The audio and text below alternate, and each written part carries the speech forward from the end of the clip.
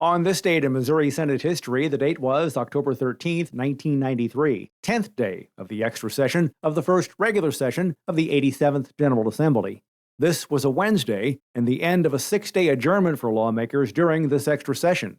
This day's focus was on resolutions and a quick adjournment. This extra session started the same day as the annual veto session, September 15th. It was called to approve funding to pay for flood efforts during the flood of '93. More specifically, the governor was asking lawmakers to come up with a constitutional amendment that would change how reserve funds could be used for such emergencies. He also wanted the legislature to issue bonds for construction projects for after the flood was over. The governor addressed a joint session of the legislature on September 15th to kick off the extra session. Altogether, there were 5 Senate bills introduced for consideration.